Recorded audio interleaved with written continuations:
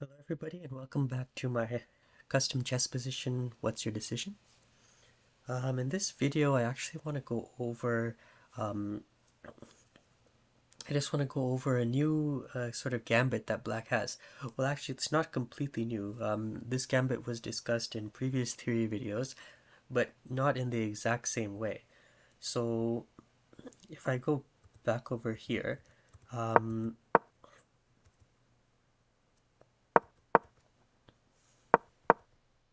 believe it was discussed with 96 here. Yes, so this gambit was discussed, um, an idea like this was discussed where black plays c5 and allows white to take on d5. And in this position, what I had concluded and what was correct was that after e takes d5, um, and after knight d4, bishop e5, f3, c6.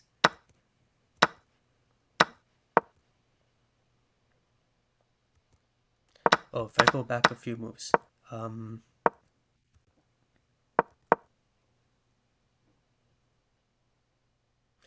after knight d4 we had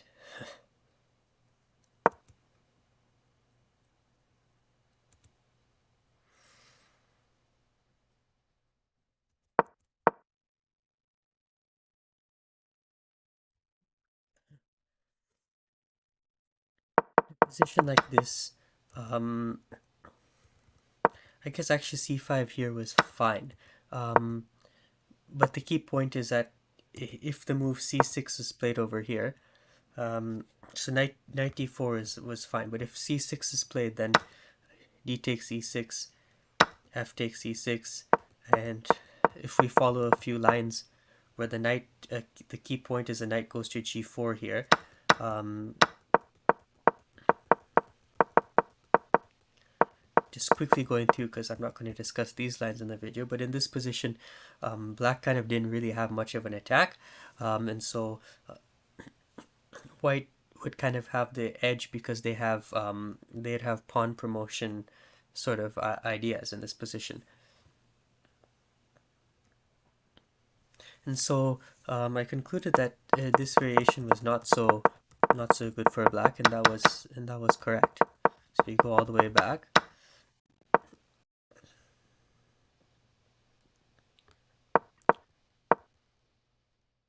I believe though here there was probably some knight takes b4 ideas though.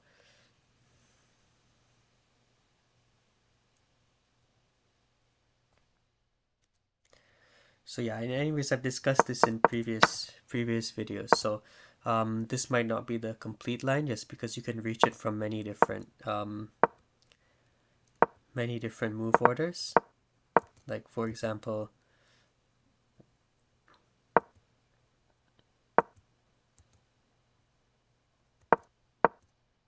you could play d5 here.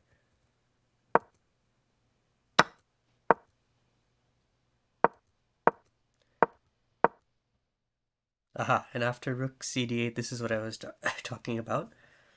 Now knight takes b4, king takes b4, rook fe1, and I've already kind of discussed this. Don't know why the engine is not like updating its analysis, but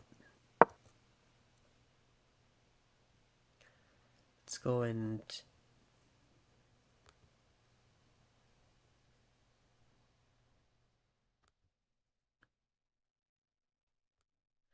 yeah, but basically in this position, white is winning because white is going to go and free their pieces.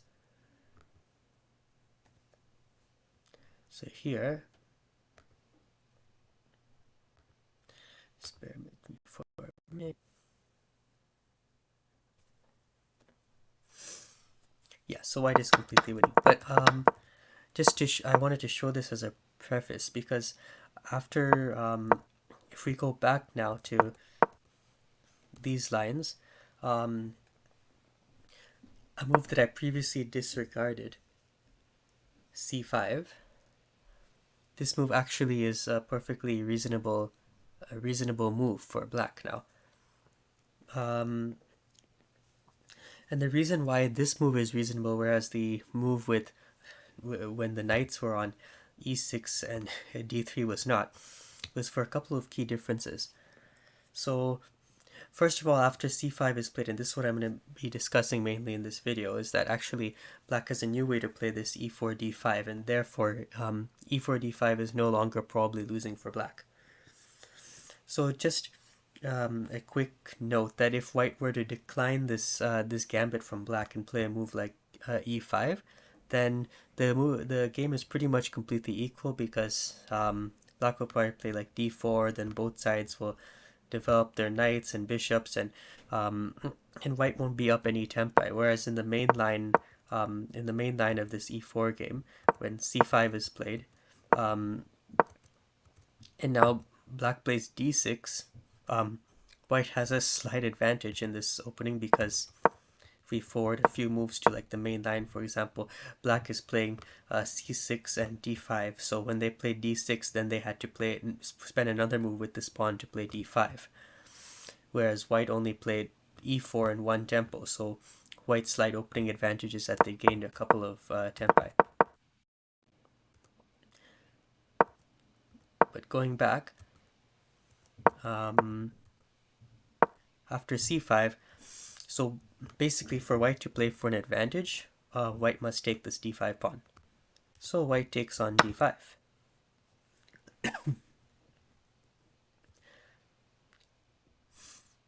And here there are two options.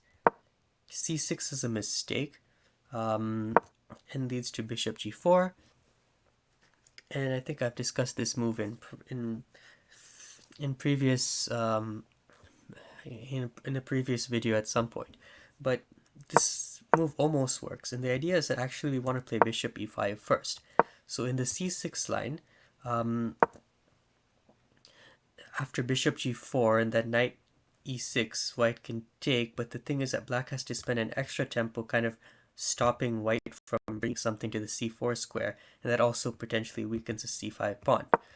But if black puts an in-between move of bishop b5, attacking white's rook on f1, and then white will play a knight d3, now they play c6, and of course if white were to take on c6, then the rook takes, and then the rook is going to sacrifice on f6. So white's going to play bishop g4, and if the rook were to go to c7, that's just inhibiting black's own development, and white's pawn could go to d6. So in this position, there are a couple options for black, and I want to reiterate here that white is not winning in this particular variation, because in the other variation I showed at the beginning of the video where white was winning, white was able to get a knight to g4, and not only were they able to get a knight to g4, but they also were able to play against the weaknesses of c4, which they could not do anymore because there's a bishop on b5, which looks like it's not doing much, but it's defending the position, and it's also not getting in the way of black's rook, for example. So in that line, black had to spend a few more tempi, and white had a better control because they had a knight on g4 instead. And you'll see even in this variation, if black's not careful, they could be losing. So there are a couple of moves that work. The main move is knight e6, but there's an interesting move that also pops up that the engine recommends as an option, which is not as good, but it's still quite an interesting option. It's the move knight c7. After 5 knight c7, it's interesting because black is just offering the c8 rook, and white can just take that for free. But the idea is that after white takes the c8 rook, black is jumping in with knight takes d5. They're jumping with knight takes d5 and then knight takes f6 for a quick freeing of their pieces. So after knight c7, we take the bait. We take on c8, knight takes d5, f3, knight e6, and now black is threatening the bishop. The bishop could go to d7, and the game could continue like this, but since black is going to already be sacrificing on f6, um, the main move over here is for white to just take on e6 and kind of split black's pawns and kind of block in this bishop and prevent black from playing like f6 and taking on g5 in the future. So a bishop takes e6 is the preferred move. F takes e6, knight h f2. So in this position, another move that can be played is rook fe1. And here, black sacrifices the rook on f6 as is thematic in this position, but they would be checkmating white if white were to take it. So knight hf2, knight e7 is played, knight e5, and you're seeing that this pawn on e6, the reason why white took that pawn is now black's bishop's kind of trapped in the corner. It's making the queen be less active. White just put a knight on e5, and there's no way that the pawn could go to f6 and take, weakening, like semi-opening the file and maybe weakening white's king. So it's a good idea to play that. So after rook f5, rook cd1, bishop takes, f takes, rook takes. So black's going to win a pawn in this position. The reason why white doesn't go knight to g4 to kind of defend this knight is after knight f g4, just have to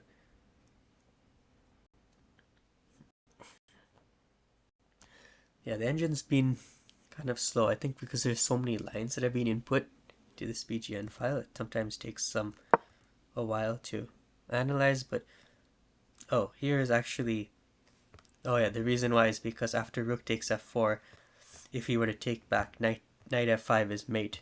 So we do give up the knight, so bishop takes knight, and then we give up that pawn. So we play g4 to prevent knight f5. And after black takes, we result in this position over here, which white should have a slight advantage in, because yes, they are down material if we're not because if we don't count the trap pieces, but we should be counting them for something, because white can play like knight e4 and they can take on c3 at some point. They can play like rook e3 as well to support that.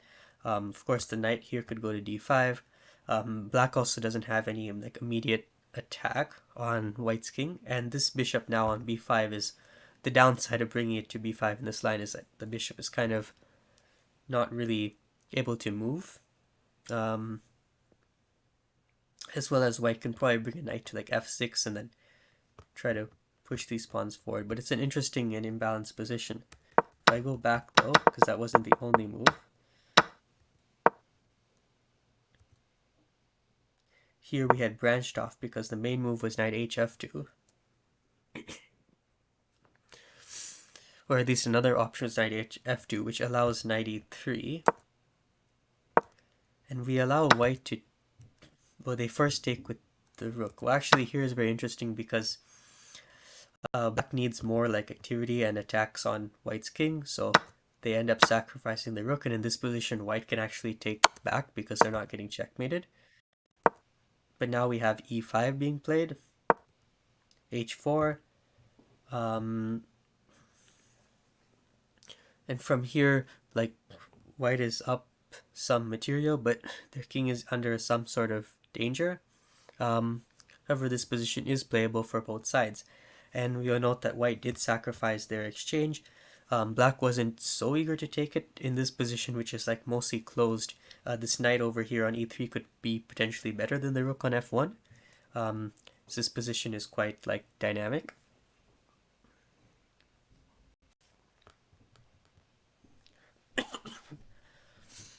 Well, white will kind of have like sort of an slight advantage in these lines, but knight c7 going all the way back here is a very like sharp and interesting move. But the main move in this position for black is move knight e6. And knight e6 directly just offers the knight, but if white were to take the knight, then black is freeing their pieces. And of course white doesn't like have to take the knight, but they pretty much actually do have to take the knight, because if they don't, black taking on d5, they're defending their c3 pawn, and then they're bringing like a rook to c6, and this f6 pawn will be too weak, so white takes on e6, and black takes back. White plays f3, and then there are a few different moves that can be played. So, well, actually they aren't. Knight c7 is the only good move in this position, and I'll show why the other two aren't. So for example, rook takes f6. This move, which we saw before, is a mistake in this position, because after rook takes f6, white has a surprise move. It's been seen many times, but it's pretty much almost like quite often a surprise every time it's played. Knight takes b4. And the idea behind this position is that if black were to take the knight back, then bishop d4 is coming into the position, and black is pinned. If the king were to take back, then this c3 pawn's too weak, and it'll be won in a couple moves, for example, or bringing a rook to e1, e3. So after knight takes b4, black takes on f4, and the idea behind this move is, okay, now the queen offers protection to the c3 pawn, and now if black were to take back on b4, bishop d4 is no longer a move, because it's attacked by the queen and the rook, and so white moves the knight out of the way, knight d3, and you'll see the reason why this is a mistake is just because after white gets the knight out of the way, essentially they took the b4 pawn and white took the f4 pawn, but this c3 pawn just becomes extremely weak, and if white can free their pieces, well, first of all, they're like up a little bit of material right now, but also black's king is a lot weaker than white's, which is kind of sheltered by their pieces. So we go all the way back over here. Rook takes f6 doesn't work. Another move that could be tried is the rook c d8, which seems like an unassuming move, but it's actually too slow. In a position like this where black has sacrificed material, they need to be quick. So this is a slower move, because after rook fd1, now black is going to have to develop their pieces. So let's say they go knight c7, knight hf2, knight d5, knight e4, bishop c7. It looks like black just played a decent move, rook d8, and everything's going fine. But the key is that after white gets this setup, and we've seen this type of sacrifice before, often on b4, but like white has all these pieces aiming at c5, and knight takes c5 just works. B takes c5, bishop takes c5, and now white is threatening to take on b4 and just destroy the structure around the king, as well as potentially winning f8, but probably white's not sacrificing like 2 pieces for a rook at that point just to win that piece. Like if b6 were to be played, white is just taking on b4. If the king takes back, white is checking the king and then winning c3, and the king will be extremely weak. And this is kind of in line with the duel and trapping strategy that I've shown in previous videos. So we see that, like, okay, black freed their pieces, but white is like setting up for a win. And if it looked like rook cd8 was just like a standard developing move, but if this move is too slow, then what move can black play? And that move is that black has to right away play knight c7. And the difference in that move is if black is playing knight c7 right away, knight hf2, and there are a couple moves that can be played. So let's look at knight d5 first. Actually here it transposes to our main line, which is rook takes f6. And now you might be wondering why black would be sacrificing a rook as opposed to a knight, because aren't rooks better than knights? Well, if the knight takes on f6, white takes back, the rook takes, and then here comes what we just saw, basically the same type of position, knight takes b4, and the exact same tactic happens if black were to take back, bishop d4 is coming, and it's really key that this bishop over here is on g4, because if bishop d4 were to be played and there was just no bishop here, then rook takes f4 with check comes, and then the black queen takes on d4. So here, same rook takes f4, knight d3, it's basically the same moves and the same ideas. Maybe a couple more moves I put in this line for a good measure, but actually here white just sacrifices that rook because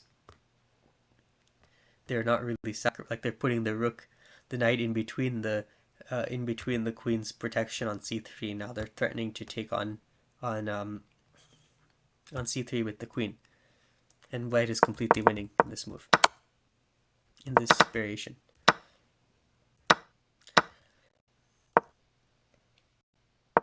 So that's just to say that in this position black has to take on f6 and with the rook. Knight e4, knight d5. Here's a couple of moves. Oh yeah, so here the thing is that you might be wondering why doesn't black just save their rook. So a couple options they have is rook f7, which well, first let me show that um, rook f8 here is a blunder because white has knight d6, and now they're aiming at b7 with checkmate, and black actually cannot stop that really in any way. They'd have to take on d3 and free white's pieces, but white is kind of up a little bit of material, and white would just have an advantage. As well as they're still going to be able to take on b7 with check. So therefore black would go rook f7 if they wanted to save their rook. After knight but after knight e5, the main move here is knight d5, so black is sacrificing the rook anyways. For example, if the rook were to move to e7, then oh yeah, knight d6 happens again. So knight d6, oh, or just knight takes c3, and white gets their pieces out, and black's king is much weaker than white's. So going all the way back, that's all to say that after knight e4, main move here is knight d5, and here was interesting because there were a few moves recommended that were not to take this rook on f6.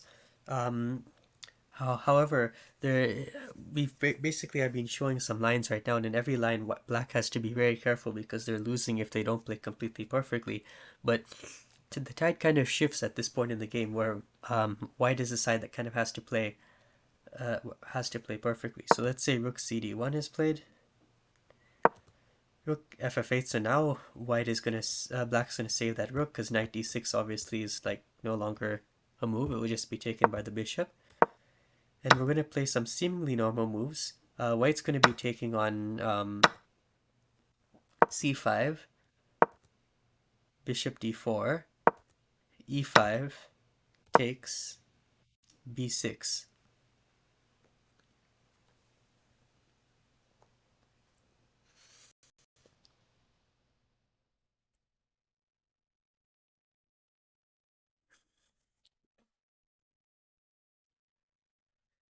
And if the engine runs a little bit, this line is alright, but it's not like great for white or anything like that. But actually, rook c d1 is a playable move. But going all the way back,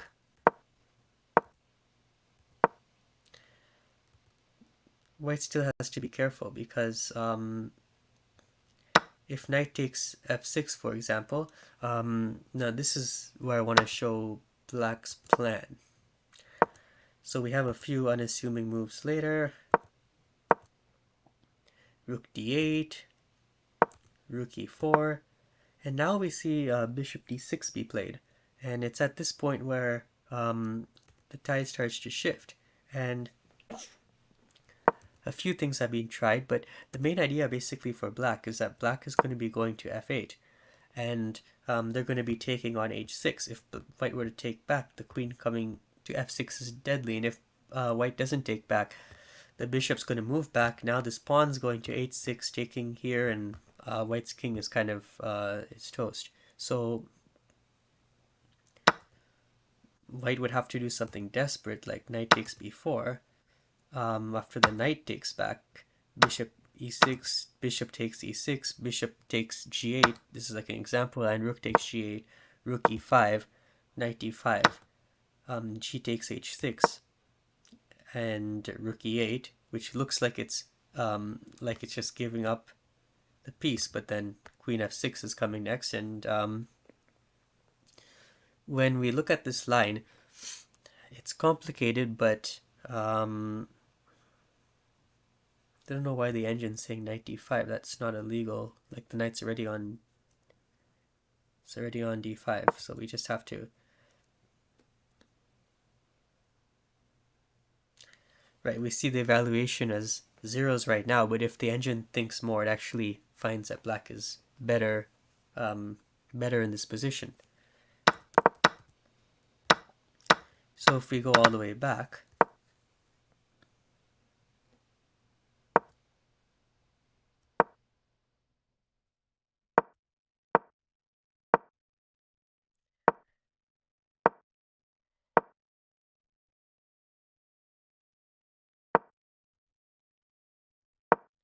and let's say white tries something else. I'm not going to go through every little line here because basically they all have the same result, is that black has the same idea to go bishop d6, bishop f8, and take. And it's quite a strong idea. So if we go, so it's worth noting, if we brought the other rook to d1, rook f5, now we take again.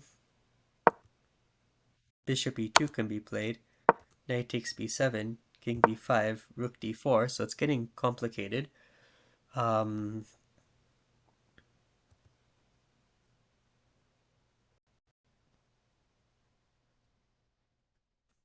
engine thought about this for a second. So, and yeah, rook d4 I guess is like a move, but you see as the engine evaluates more, rook takes f4 is right at the moment like even. So because white hasn't freed their pieces in this like tactical skirmish, and white hasn't been able to kind of lock down black's position. The only weakness black has is perhaps like that the development is a little bit delayed because of this e6 pawn. But the e6 pawn can move in the future. It's not being locked down. So if we go all the way back, that's all to say that the move here after knight d5, and I didn't cover all the other moves like in so much depth, is because the best move is the most, I guess maybe the most obvious move, which is just to take this rook. And after we take this rook, knight takes f6, and the key move over here is, well, not checkmated, but we actually go knight g5. And in here, the engine gives the best move as knight takes g4. We take with the h pawn, and then queen f6 is played. And there's a potential weakness, well, not a potential, an actual weakness, is that this h6 pawn is extremely weak, and like if the queen were to go to f8 and then take on h6, it's actually checkmate. So we have to be very careful about that. Rook fe1, queen f8, and it looks like we're going to get checkmated. However, we have the move, we have the move knight f7, which is giving up our knight. So I guess it's worth mentioning because we can't move the knight and then play g5. So we have to play knight f7, which now once the knight is taken, we can then play g5.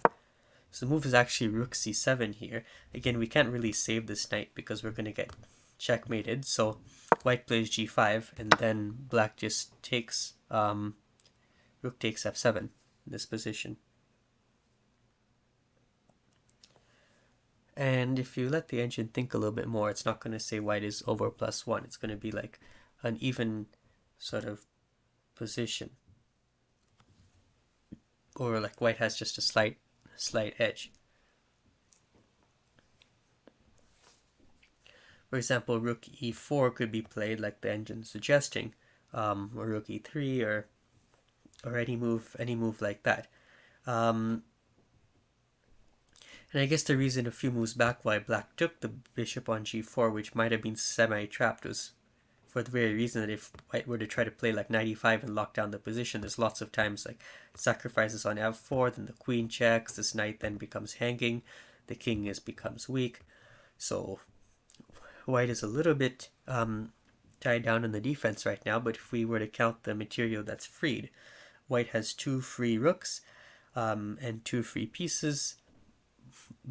This bishop we'll say is not free because if it takes, then it frees white's pieces. So basically black has 2 free pieces, a free rook and a free queen. So black's kind of up like 4 points of material there, but then white has extra pawns to kind of compensate, and white has a potential future ideas of potentially getting in some way in the future maybe a knight to e4 and taking on c3, but right now they need to focus on keeping their king safe, and so a move like rook e4 and then bringing the other rook to e1, like white can slowly better their position that way, and black can kind of put more pressure on white. So that's kind of the main line of this opening. And yeah, that's all for this one. So going back, what black improves basically in this opening, black improves on a previous idea which didn't work by slightly altering the move order, getting in an in-between move, and then sacrificing their knight like we saw before, or even playing this move, knight c7. And so therefore the move e4, like e4 d5 is now revived, and after c5, if white wants to play for an advantage, white should be taking on d5. And just before I end the video, I want to just quickly go over something in the main line of the theory, which is something I hadn't considered before. It's not like the best plan or anything for white, but it's just another thing white can do. And the idea is that in this position, white can go rook fd1, and after d5, white can take on e6, play e5, and then if black were to play a normal move, that's a mistake because white's going to take on c5, and then they're going to free their pieces with an attack on the enemy king. b6, and knight f2, and white is winning in this position.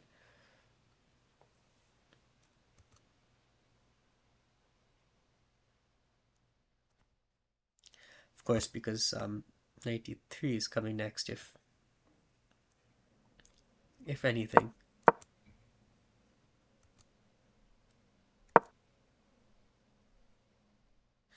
So the engine's not keeping up, but basically white is winning. But in this position, if black were to play like d4, again we have knight takes b4, and the same sort of plan happens. So that's all to say that in this position, with this rook fd1 new line, black has to take on d3, and then if white takes back with the pawn. Um, After d4, this is just completely symmetrical. It's going to be an even game and an even like pawn promotion battle basically. So if white wants to play that, they can, but if white wants to keep imbalances, they can take with the rook. And after d4, they can actually just go rook takes d4, and it looks like they are sacrificing a lot of material to free their pieces, and they are, because white has just sacrificed a rook and a bishop. But the idea is that similar to other like other dual and trapping strategies, white is going to have like the safer king. They're going to have the easier pawn promotion, but here white has sacrificed maybe more material than